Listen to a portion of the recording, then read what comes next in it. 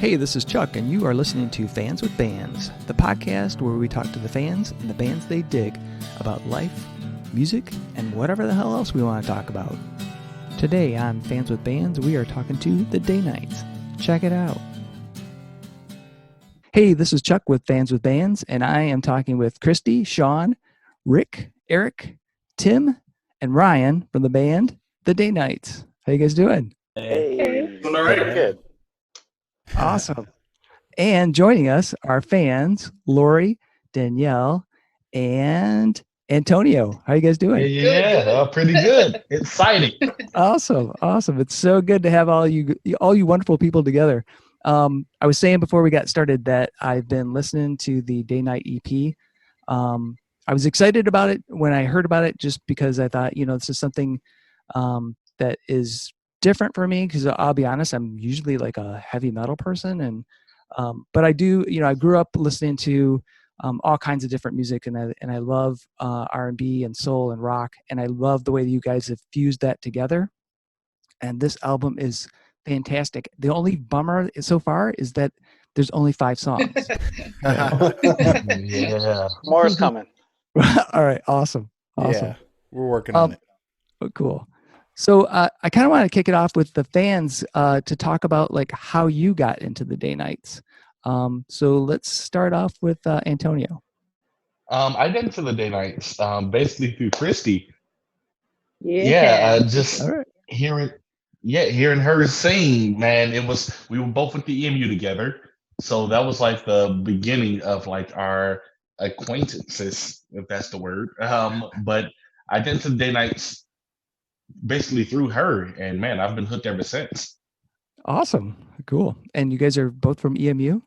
Mm-hmm. We're both with the EMU. I am an EMU graduate as well. Me too. Yeah. Me too.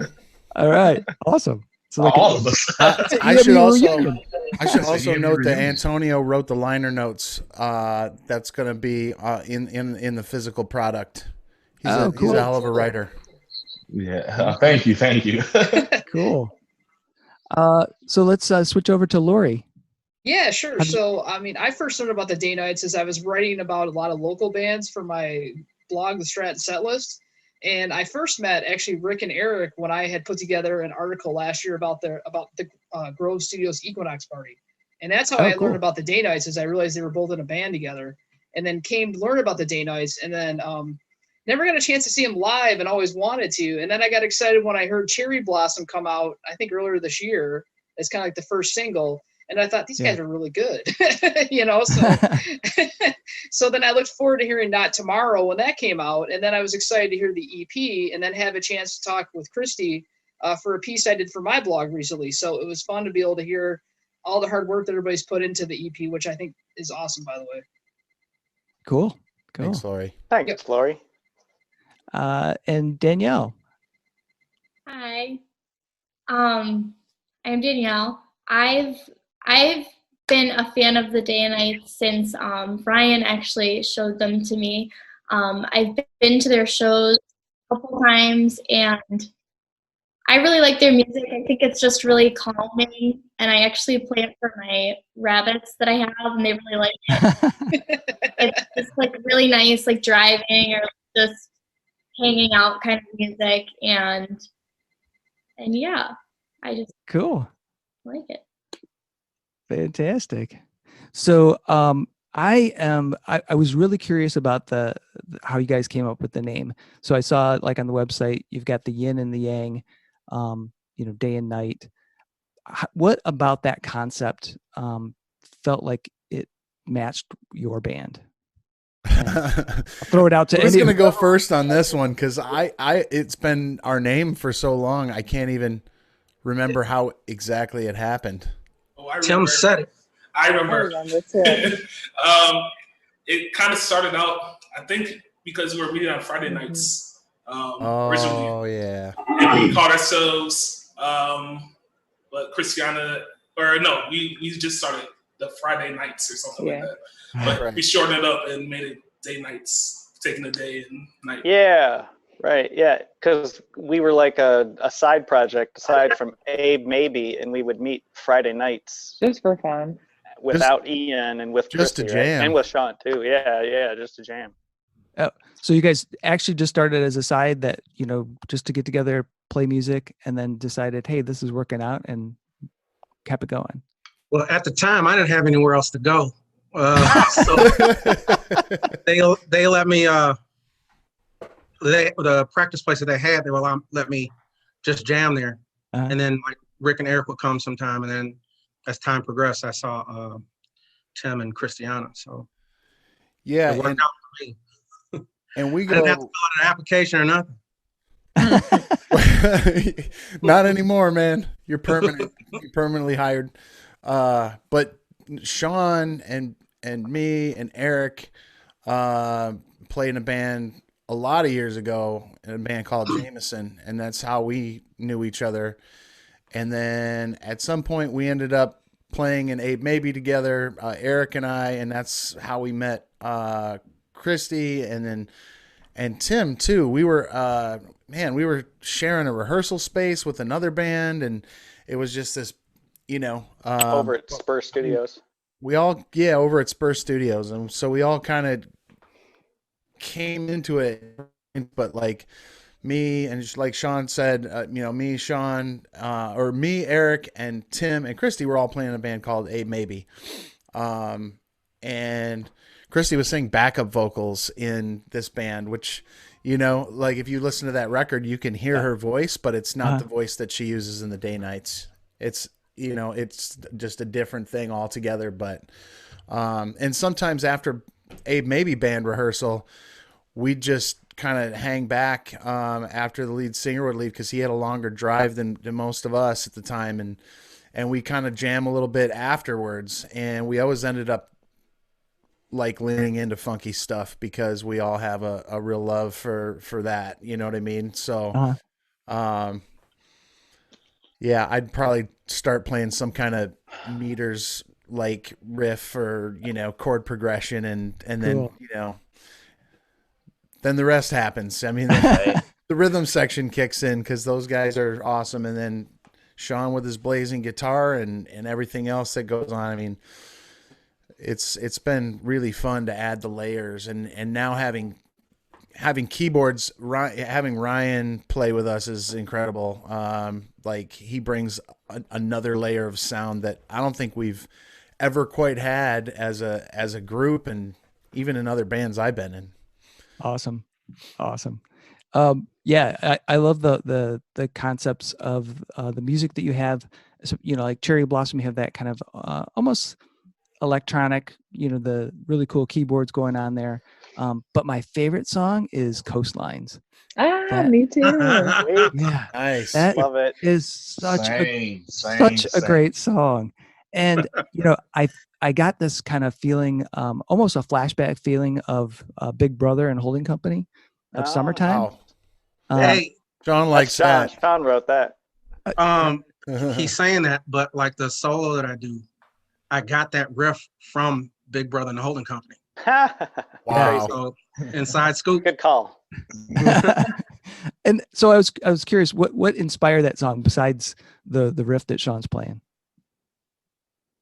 Well, I guess as far as like lyrics, well, Shaun had played that, and one day I was just like, oh, I like that. We should use that. And then, you know, we just started playing whatever, and then I guess I just started writing and started thinking about, you know, like stuff that was going on, and the words just started flowing. So yeah, well, I would definitely say blame it on Shaun. He started it. Yeah. So that kind of gets into another thing I was really curious about is like, what is that writing dynamic like? Does it start with a musical theme and work itself into a lyrical theme, or do you do a combination where you have like maybe Kristi has some really cool lyrics and you work some music around that, or is it how does that work for you guys? It's a little bit of both. We usually it starts out with somebody has something, whether it's just like a riff or a melody, and then we just kind of build off that. I know like October 17th, that was a song that Tim and I wrote together, like without the band, and we brought it to the band, and they just added way more than what we had to begin with, and it made the song 1,000 times better.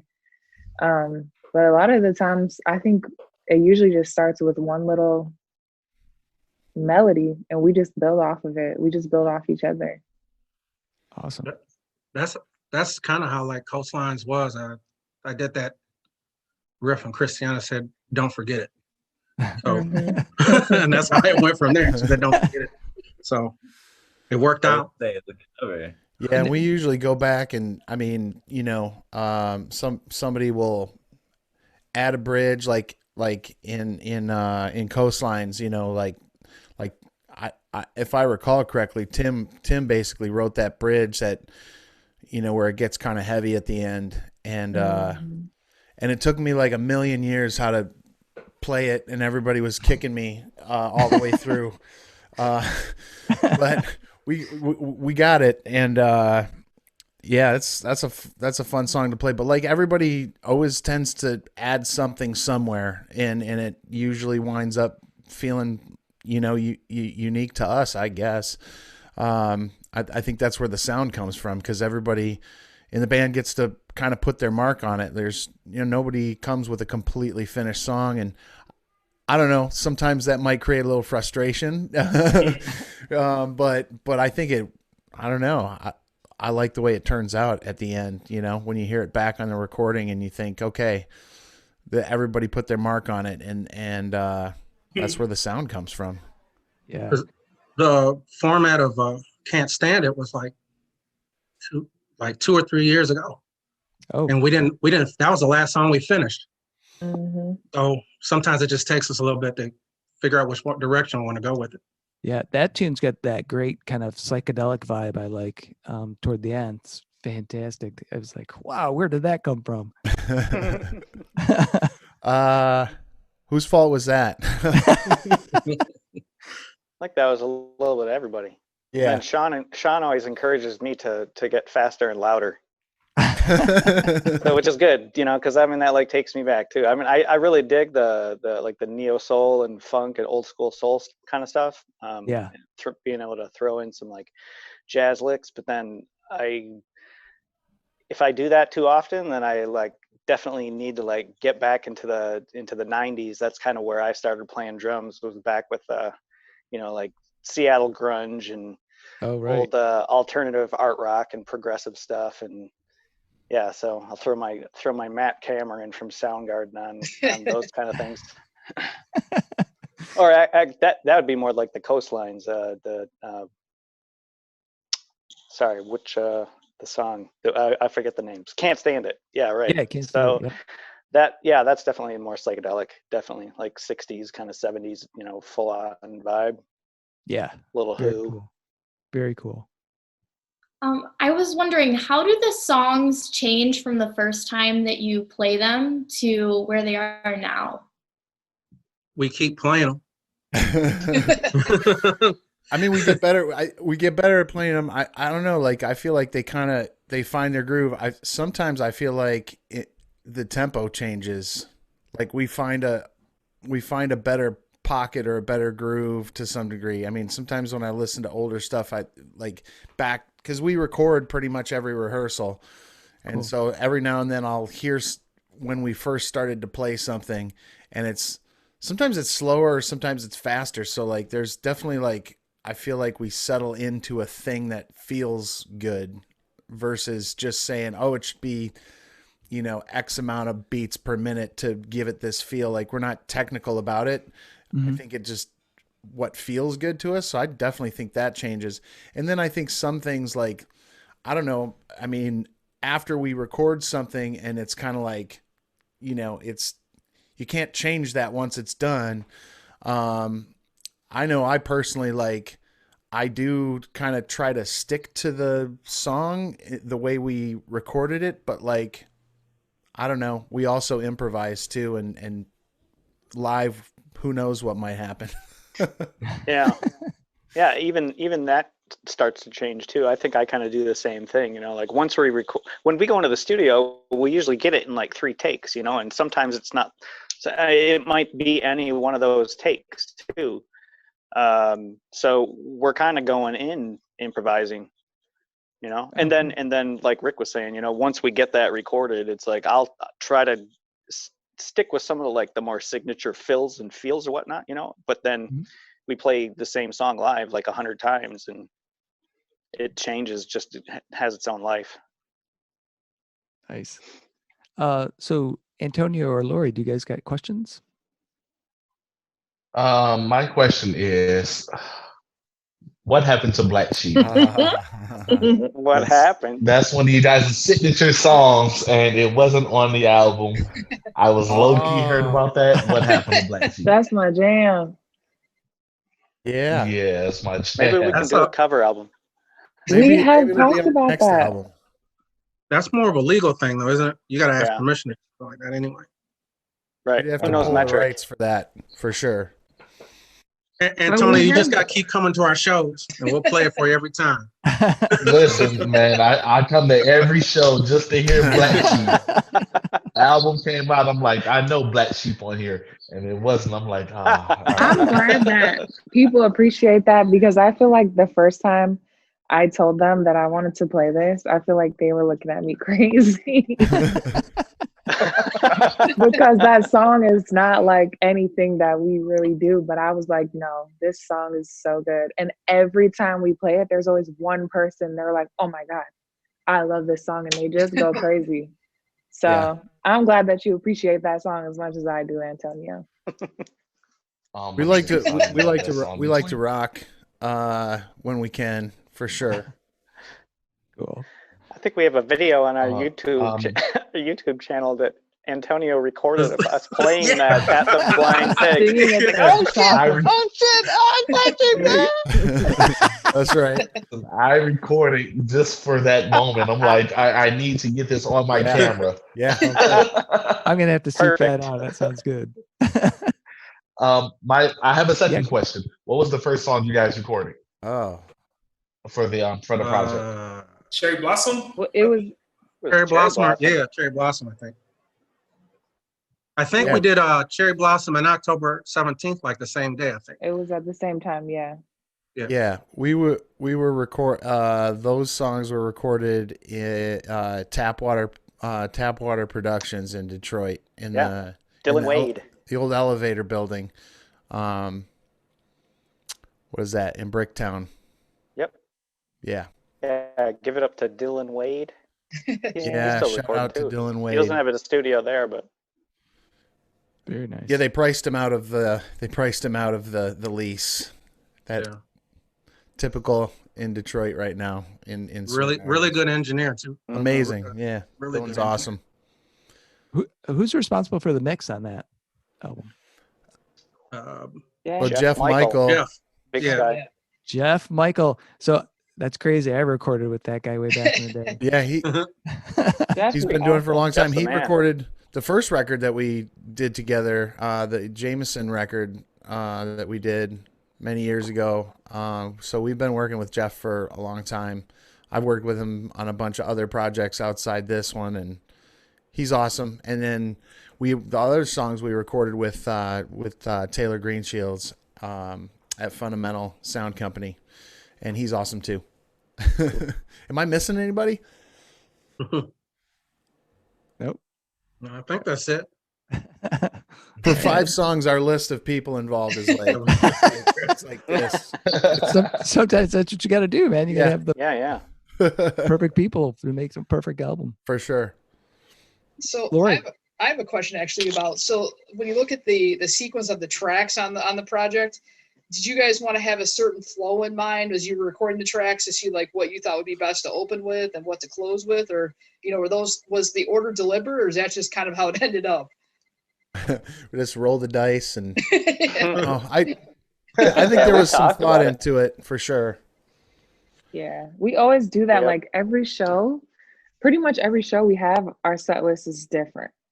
I mean, we usually start off with the same, and we usually end with the same, like 2 or 3, but we always put thought into like, okay, what sounds good right after this? What sounds good right after this? What is the best song that we could close on? What's the best song we could open on? So we definitely always like consider that and take into I guess, consideration of the best flow. Yeah. That's, setting up a set list is not my department. Erich can vouch for that. When me and Erich been playing together for a while, and the few times that I did a set list, the band is tired by like the fourth or fifth song. So I'm allowed to do that job anymore. I feel like some people are just better at set listing. I don't know what it is, but yeah, it's a special skill. I think. There's a lot of things you got to think about. Yeah, you don't want to kill the band in the first 4 songs, but right. Or the audience. Or the audience. Right. Come out screaming. Right. And then whisper the rest of the way. No, that doesn't work. Right. This band is getting really boring now. I'm gonna go. You got to have that beer break in there. So yeah, there's that too. Yeah. Cool. I have a separate question for Ryan. I believe you're the newest member of the group. How's like your integration been with the band so far? Well, he just quit. Actually, he's still hazing in the hazing process. That is awkward. He just quit. No. Like I was saying just a little bit earlier, I've been a fan of the DayNites since the beginning, and have been talking to Tim, and I actually mentioned this to Tim a few practices ago. Like this came into fruition. I've been watching you guys. I've been wanting to play with you guys, and it happened, and here I am. You know what I mean? But like the actual transition into playing, I was. We practice at Grove Studios. We have an extremely professional space to work in, which is awesome. Grove is amazing. This is a paid advertisement. Yes. Yeah. No, listen, and just I just feel like just the nature of practice and just the smoothness of how the band works together has just been really refreshing. Like we get there, we have 2 to 3 hours to work, and everybody gets there ready to work. Everybody gets there just ready to cultivate and create, and it just seems very organized, but at the same time, it's just fun. We're just hanging out. We're bouncing ideas off of each other. We are, like Rick had said, we're constantly recording our practices, so we get to listen back to those ideas and come back the next week and elaborate on them. So yeah, it's been an extremely smooth transition into an already polished and just well-oiled machine. You know, like they already. Everybody already has kind of their own pocket, and everybody already fills their own space, and they've been just extremely welcoming, and it's been a really fun experience to work with them. Thanks for saying all those nice things about us, Ryan. Very nice.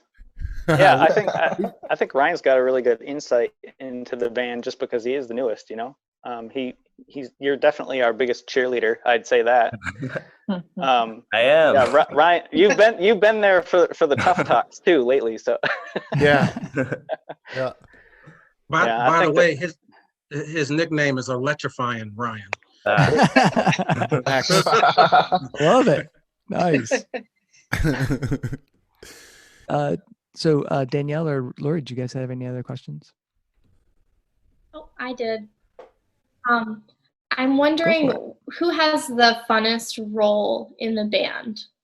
Which part is the most fun? The most fun? I think Shaun has the most fun. Definitely. I agree with Erich. I have a lot of fun at practice, one way or another. I'm always going to bring some food. I'm always going to bring some drinks. So we start that way. Sometimes a shoulder massage. It's great. Wow. Full featured guitar player. He is. Good to have a professional masseuse in your band, you know? Yeah. Yeah, where do you work? Plug your. I'm not plugging them. They're Shaun not getting any gives extra money out massages of at me. Grove Studios. Yeah, Shaun, we always joke that him and I together make the perfect guitar player. That's we're like the yin and the yang guitar player, and I think it's cool. Like just as a guitar player in the band, it's fun to be able to some guitar players that I know would never entertain playing in a band with another guitar player, and haven't been playing with Shaun for as long as I have. It's really cool because Shaun does stuff that I cannot do. I've tried, and I can't do what Shaun does. And so, some of the most blazing solos on the record are definitely signature Shaun blazing solos. And, I appreciate that. And, since Ryan's been in the band, he's bring a lot of like some of the new stuff that we're writing, is bringing a different tonality and sound. He's got a wide variety of synth sounds and things like that. I make synth sounds with my guitar, and people don't even know it's the guitar, which is fun for me because, I don't know. It's just an interesting thing. So like on Cherry Blossom, there's a synth sound happening, but it's not a synth. I mean, I guess it's a synth, but it's a guitar synth. Oh, okay. So I thought that was like a keyboard. So that's you. Yeah. Yep. That's Rick. Yeah. Very cool. Because that tune had I don't know if you guys remember the band My Dear Disco. Yep. That. Yeah, I love them. I love them. Oh my goodness. That tune reminded me of My Dear Disco a bit. That's cool. I appreciate that. I like that band a lot. When they were hot, they were hot. That was great band. Yeah. Appreciate that. Yeah. I have a question. I have another question. Rick, you just said you guys are writing more music. Can we expect another album? That's the plan. Yes. Soon? And more than 5 songs. Ah. Oh, all right. Yeah. We're going for 6 this time. Right. Just Bonus one track. more. Each album, we're going to add an extra song. It'll be 30 seconds. We're going to work our way up to like a double live, for the 50th anniversary. Cool. Any timeline for that thing? I think we're shooting for spring, aren't we? I thought that's what we talked about. We're definitely wow, spring. We're definitely in the works and trying to, keep our flow going. I think last time we kind of got distracted a little bit, but we got some ideas, and now we've done the first one, so it's going to be easier for us to do another one.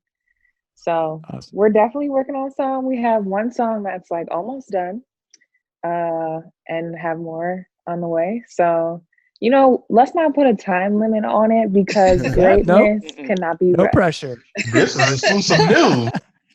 No pressure. Can you give us a preview as to kind of like what the new material will sound like? Is it kind of an extension? Yeah, give us a preview. The EP, or do you think you're going in a slightly different direction? Like genre-wise, or like from a creative standpoint?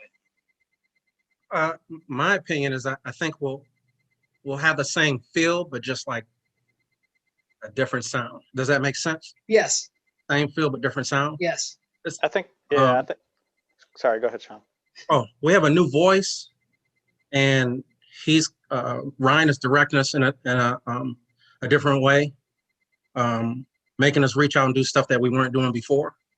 So, like certain things I have to learn. Before it was just 5 of us, so I kind of knew exactly what I can do and couldn't do. And it's like you never want to be fighting with the other musicians. You always want to find your place and make sure it's musical. So it's going to take a minute. I feel as though it's going to take a minute, but I think we're on a good path. I think we got a good groove. As Cristiano would say, we have a good vibe. So I think it's going to work. I think it's going to work, Yeah, Ryan's definitely pushing it more in like electronic and even a little bit of a progressive mode. I'd say. Nice. Not like crazy progressive, not like we're gonna Not like King Crimson, King King Crimson Crimson. progressive. But... No. I mean more, just more. The arrangements are a little bit more thought out in the beginning. Well, I've seen Ryan perform live, and it's pretty awesome. So I'm excited to hear like how he's going to bring that to electrifying. Electrifying Ryan. I mean, it's already been said in this talk too. I mean, the DayNites have always been. It's said neo soul, soulful, and then I heard Rick and Erich both and Shaun, all three of them say that you guys. You take it heavier, you take it to like a rock feel. There's a lot of layers to what your songs already are and your live performances already are. So the DayNites moving forward is going to continue to be what it already is, which is it's just an eclectic, just a skew of different genres and just energy feel. It's just gonna continue to be what it is. But yeah, it's just I definitely think that the music is the music that the DayNites make definitely has a lot of layers to it. I think we're always opening like new flavors. That's why like Ryan will bust out this like synth sound that literally transports me back to like the 80s or something, and I'll be like, oh, I forgot how cool that keyboard, that sound can be, and how can we use it? You know what I mean? When you have like a palette like that to work with, I think you can come up with some pretty incredible stuff that, like combinations of things that people haven't heard before that make it feel fresh. That's the kind of stuff I get excited about too, where it's like, yeah, we are pulling together all these more classic elements, but how do you do it in a fresh way? Yeah, it seems really like there is elements of like the early 80s to 2000s that are being fused with just like the newer neo soul progressive genres. So it's just like I get that. Like I've heard that from a lot of my friends. They're like, oh man, this like sounds like some like hiatus coyote shit. Like this sounds like some new neo soul stuff. But also I'm hearing some just like 2000s like soul, like pop soul. Like I don't know. It bridges the gap between the generations for sure. Very cool. Yeah, Christiana is like surprised me big time and bringing some heavy stuff to the floor, like really into it, like really digging some of the heavy guitars. And like in the beginning, I would have never imagined that we were going to do anything like that. Of course, yeah, I mean the black sheep thing. I mean that was kind of an aberration. Yeah. She's actually told me that my guitar is not heavy enough, and she wants me to break out the fuzz pedal.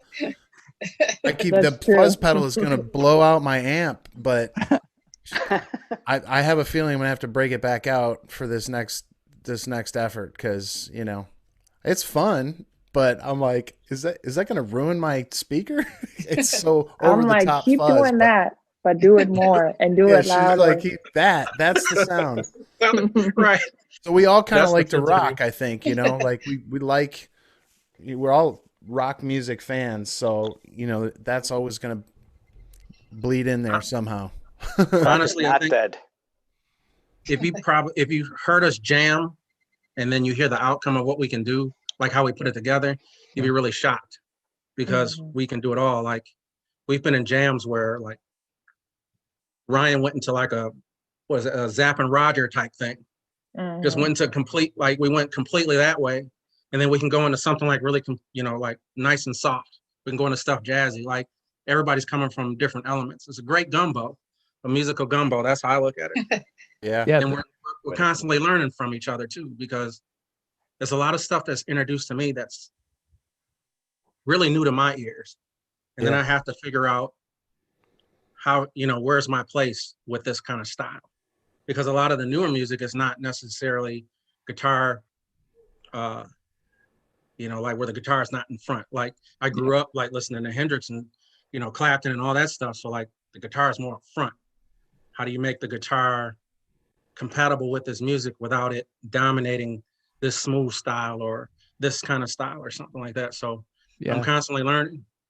Yeah. And then I was going to say that kind of style reminds me of like Steely Dan. They were masters of integrating really great guitar into like the music without it being the guitar up front. We've got some Steely Dan fans in this band. Yeah, I must admit. It's the dad rock for the dads. The band. Speaking of Steely Dan, my Dan's here. Good friend, Dan just joined us. Steely Dan himself. Is that what you call him? Steely? That's awesome. On cue. Yeah. Yeah. Yeah, I made it just in time. Thanks for joining, Dan. Yeah, happy to get the chance to swing up here. So I'll log in, I guess, you know. Yeah, cool. Awesome. and so it sounds like you're a friend of Ryan's. How did you get into the as a fan of the DayNites? So I actually play in another band that Ryan's in, Violet Soul. Oh, cool. And we've played a number of gigs with the DayNites over the last couple of years here. Probably, 3-4 years now that we've been doing stuff together on and off. So, yeah, just always really enjoyed the musicianship, the music, you know, whether it's original or cover choices, definitely like in service of the music has always been something I appreciated about the group. Cool. Very nice. And I will say, speaking of fans, I am definitely a big fan of Violet Soul. I think that you guys are awesome. I love Angelina's voice. The first time I heard her, I was like, hold up, that's not her. So I was really excited when Ryan, you know, decided to come over because I like what you guys do as well. So it's been fun. Very cool. So I've got a question, and it's kind of like it'll be around the horn because I'm always curious about people's origins of music, and especially like what was the very first album that you bought with your own money? So let's start with Shaun. With my own money? Yeah. And that could be like birthday gift or something, you know, somebody. First one that you wanted to purchase and you got. The first one I purchased with my own money was Prince Controversy. Nice. Awesome. That was the first one I ever did. Very nice. Ryan, how about you? Jay-Z's The Black Album. Nice. Antonio. My first album that I purchased was Fall Out Boy, Infinity on High. Wow. Awesome. Yeah. Very cool. I'm not surprised. Come on, man.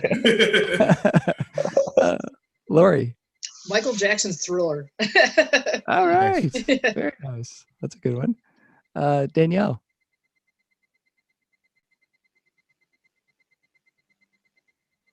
I went out and bought a Beatles album for my dad that was one of the earliest songs. My dad really liked the Beatles, and so I went out and picked one up for him.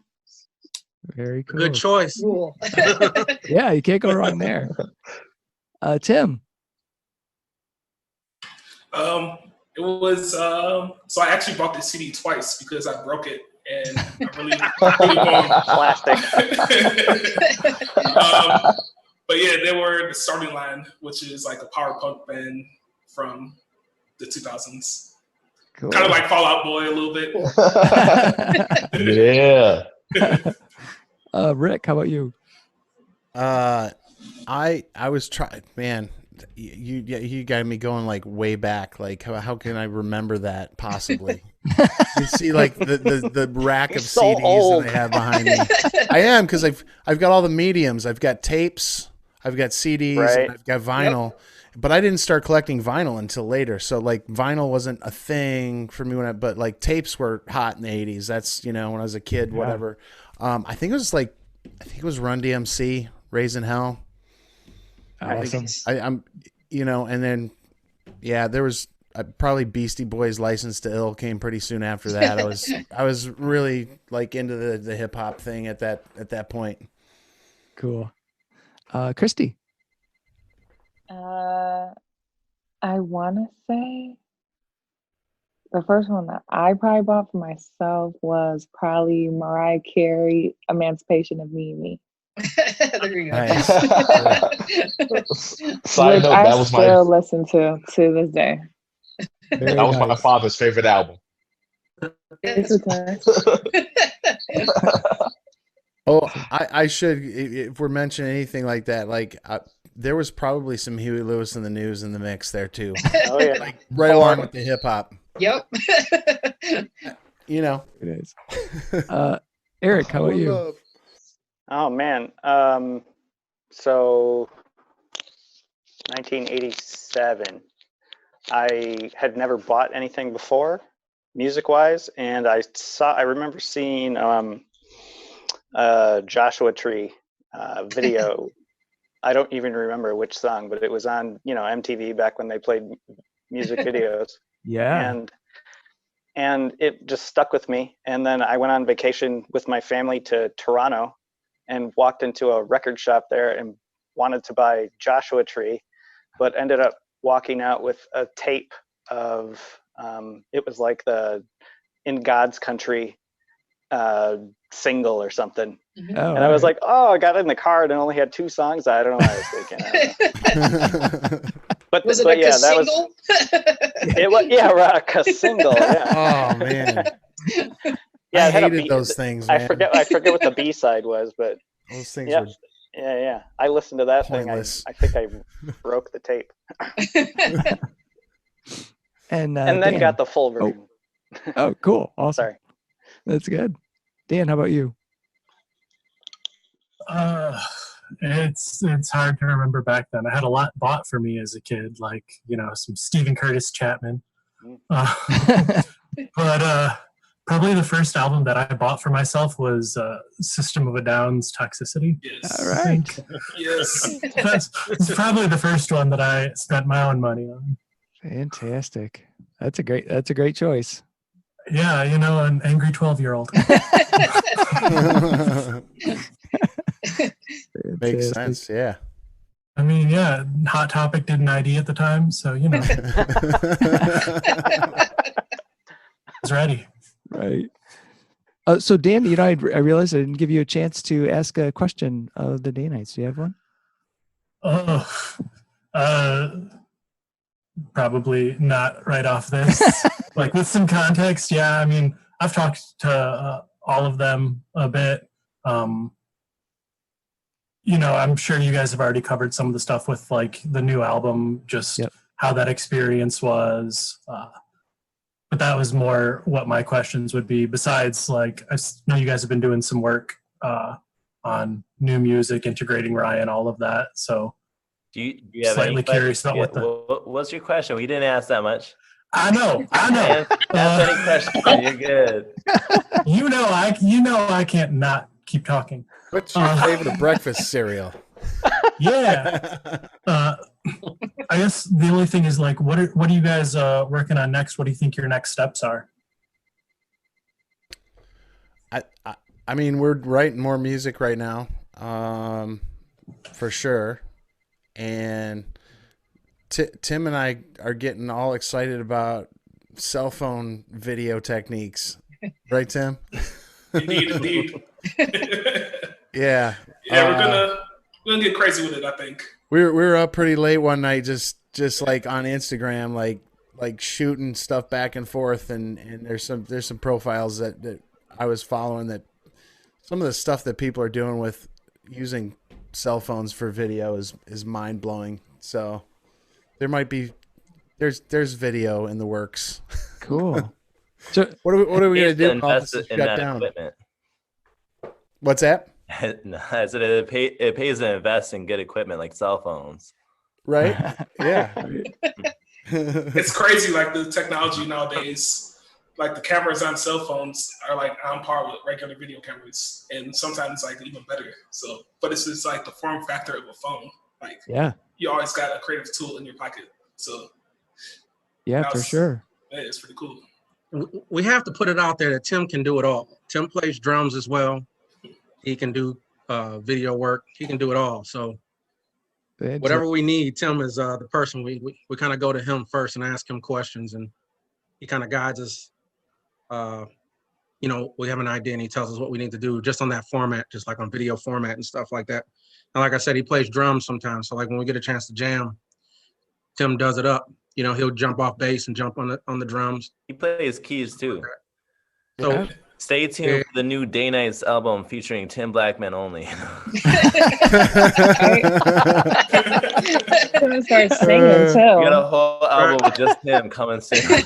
Yeah. There may be some instrument switching going on. Eric we were playing something the other day. Eric was playing the keyboards. Yeah, I play the Tim mean was one playing finger drums. keyboard. And what we came up with was actually pretty cool. It was pretty fun. Good stuff. So talking about the video technology, have you guys done a live stream, the whole band together, like playing? We did before the pandemic hit. Right just before that happened, and then we did Tiny Desk once. Right, with Alex. We did that for a competition or something like that. We did Tiny Desk.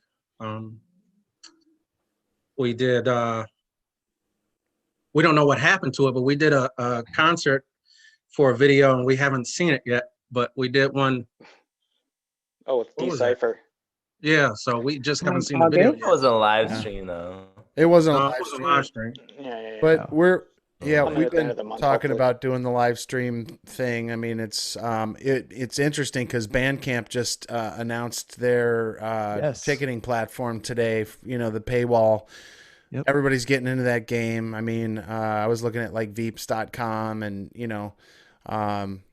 trying to see if there's a way to do that online. But yeah, the Bandcamp thing was announced today. So yeah, I think we're gonna have to at some point. Yeah, the best things are not happening. I think the best thing to say with this band is expect the unexpected. Awesome. Well, guys, we only have time for like a one more question, and it doesn't have to be short. It can be as long as you want. But I'm curious if you could go anywhere in the world right now, and it was safe to travel, and you were wanting to go somewhere. Where would that be? We've been wanting to go to Brazil so we can play a gig with Alex Binho Menenti. he was our original keyboardist when he was here. That was last year, right? Mm-hmm. Yeah. Very nice. October. We saw him last October. That was the last time we saw him. I think was October last year. Yeah. Yeah. His wife was on I think a residency or something at U of M, and so they moved here for that and had to move back. But while he was here, he played in like 3 or 4 different bands. Yeah, he's amazing He too. left his mark for sure. And he's such a great guy. So, I was thinking Brazil too would be really cool to do some kind of a tour. Ipsy to Brazil. Why not? And I'd like to Lou in the gallery that Antonio plays with. We were going to do that. That was on the docket. Yes. We're supposed to Violet Soul, tour Speak Mahogany. with Louis Picasso in the gallery at some point. Coming. All right. Cool. When I'm their starting a such bunch thing of as rumors. touring again. So how about the fans? Where would you guys travel if you could right now?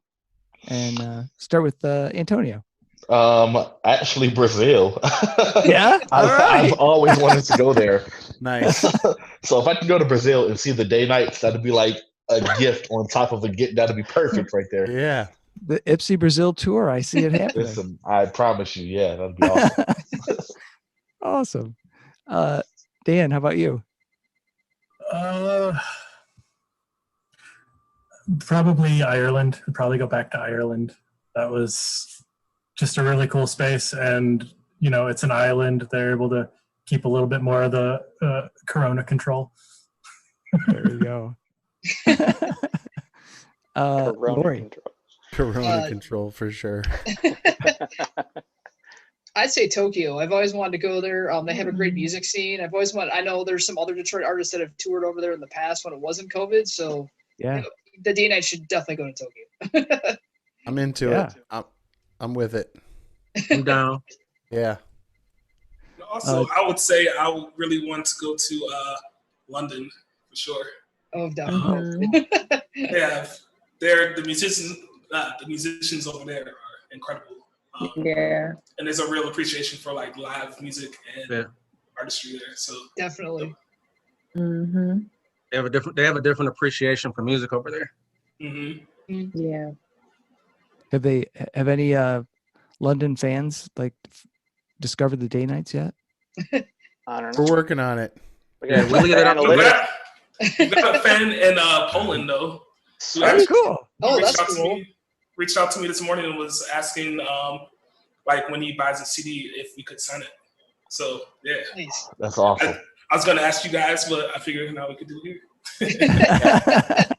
Fantastic. I've been looking at our like what are they called? Streaming statistics, I guess. Mm-hmm. Yeah. And we get a lot of plays from random places that I just look at sometimes. I'm like, oh, who's that? Who's listening there? So that's kind of cool. And it's like, I mean, our music is out there. You never know who's gonna hear it, who's listening, or where. So I think that's really cool. So you never know. We could be playing in Australia right now. That's right. That's where I was going to say I'm trying to go. Oh yeah, Australia. It's like I'll go in there right now. I'll go anywhere that I can pronounce the country. I'll go. There you go. If I can't pronounce it, we can't go. I'll go anywhere. We'll get you a beach. translator. Yeah. I think you could pronounce all of them, so that means we'll go anywhere. There you go. I hope I can pronounce them. Danielle, how about you? I would actually pick everybody up. You know, I'd get Dan from Ireland, and we could all fly over to Brazil with Antonio, and we can go to a DayNites performance. Fantastic. Sweet. Yeah.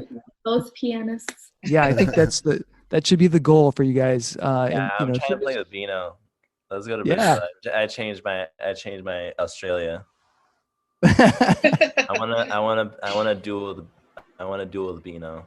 Yeah. Dueling Dueling piano. keyboards would be epic. Yes. Yeah.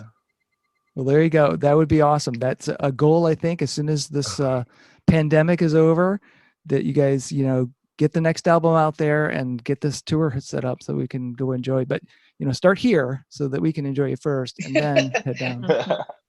Correct. Yeah. Awesome. Well, guys, I thank you so much for being on Fans with Bands. It's been great talking with you. As I expected, you're all fucking awesome people, and the music's fucking awesome. I can't wait to hear the new stuff. I'm super excited just hearing about it. So do a live stream with some of that new stuff so we can just have a little taste of it. I will am for still sure. very much Absolutely. infatuated with this current stuff right now. Cool. All right. Well, thank you guys so much. Thank Thanks you for having us, Thank Chuck. you everybody for being part of All it. right. Take care. Thank you. All right. You too. Have a good one. Yep. Peace. Bye. Peace. Thanks to Kristi, Shaun, Tim, Rick, Erich, and Ryan of the DayNites, and fans Lori, Antonio, Dan, and Danielle for joining me on this episode of Fans with Bands. Go get a copy of the DayNites self-titled EP. They do an amazing job of mixing soul and rock, featuring stunning vocals, grooving riffs, and top-notch rhythms. They have it all going on, and I'm sure you will feel this music in your soul. See the show notes for all the details and links. These are tough times for everyone in the creative industries such as music. Your support of live streaming, purchasing music, and merchandise is critical. If you can support your local artists, please do. If you are in the Michigan area, consider following Playing in the Detroit Area Tonight Facebook page. It is a place for fans and bands to support each other and share our combined love of music. Thank you all for listening. Be sure to hit subscribe on your favorite podcast service to get each and every episode of Fans with Bands.